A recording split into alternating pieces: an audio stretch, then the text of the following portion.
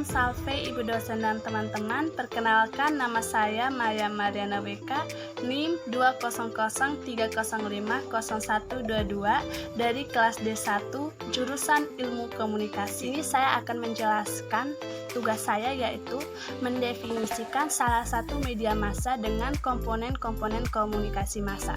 Media massa yang saya pilih adalah televisi. Televisi adalah salah satu media massa yang memancarkan suara dan gambar, yang berarti sebagai reproduksi daripada kenyataan yang disiarkannya melalui gelombang-gelombang elektronik sehingga dapat diterima oleh pesawat penerima. Menganalisis komponen komunikasi massa dengan media televisi. Komponen yang pertama adalah komunikator atau sumber. Komunikator merupakan pihak dari media yang menyampaikan pesan kepada khalayak, contohnya seperti jurnalis. Di dalam media televisi, yang berperan sebagai komunikator adalah instansi pertelevisian. 2. Pesan atau isi media. Pesan berkaitan dengan konten yang dibuat dari sudut pandang media televisi tersebut terhadap suatu isi tertentu. 3. Proses. Dalam media televisi, proses berjalan satu arah tanpa adanya feedback, ataupun jika ada, sifatnya terlambat atau delayed feedback.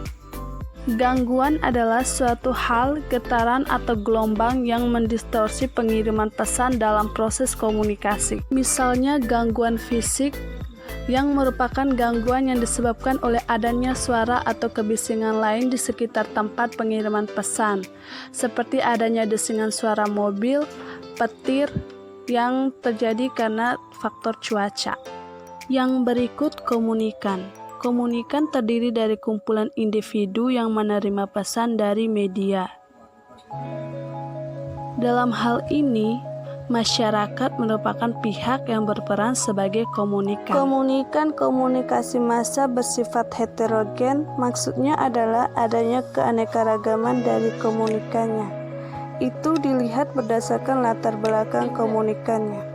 Yang berikut efek atau dampak media. Dampak dari media televisi terhadap komunikan atau masyarakat luas adalah efek sekunder, yaitu efek yang ditimbulkan karena adanya perubahan tingkat kognitif atau perubahan pengetahuan dan sikap, dan perubahan perilaku atau menerima dan memilih.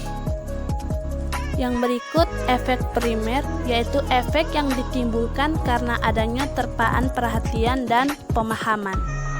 Selain itu, bentuk konkret dari efek adalah terjadinya perubahan pendapat, sikap dan perilaku khalayak sebagai manifestasi dari tanggapan yang menyentuh langsung maupun lewat media massa. Komunikasi massa yang dilakukan televisi akan menimbulkan efek pada diri khalayak, seperti efek ekonomi, efek sosial, efek pada menjadwalkan kegiatan. Efek ekonomi. Kita mengakui bahwa kehadiran media massa menggerakkan berbagai usaha, produksi, distribusi, dan konsumsi jasa media massa. Yang kedua, efek sosial. Kehadiran televisi meningkatkan status sosial pemiliknya. Di pedesaan, televisi telah membentuk jaringan interaksi sosial yang baru. Yang berikut feedback atau umpan balik. Dalam media televisi hanya memperoleh umpan balik dalam keadaan terlambat atau delayed feedback. Komunikator atau sumber hampir tidak pernah tahu reaksi komunikan sebab ia hanya membayangkan dalam benaknya. Berikut menganalisis isi berita berdasarkan in the hierarchical model dari Shoemaker and Rees. Teori ini berbicara mengenai apa saja faktor-faktor yang mempengaruhi media massa. Berikut berita yang saya pilih adalah pasien COVID-19 menjadi 117 orang. Tingkat hierarki model yang pertama adalah individual level. Pada level ini, karakteristik komunikator individu, baik personal maupun profesional, mempengaruhi konten media.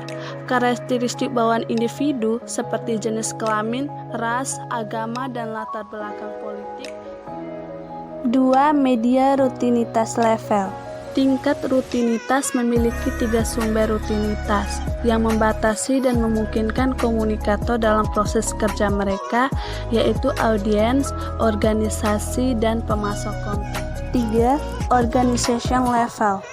Dalam tingkat ini, media dibedakan dari rutinitas, karena tingkat ini menggambarkan konteks organisasi dan pekerjaan yang lebih besar seperti kebijakan organisasi, peran pekerjaan, dan bagaimana perusahaan media itu sendiri terstruktur. Yang berikut tingkat extra media level. Dalam tingkat ini menggambarkan pengaruh yang datang dari bidang media transorganisasi yang lebih besar.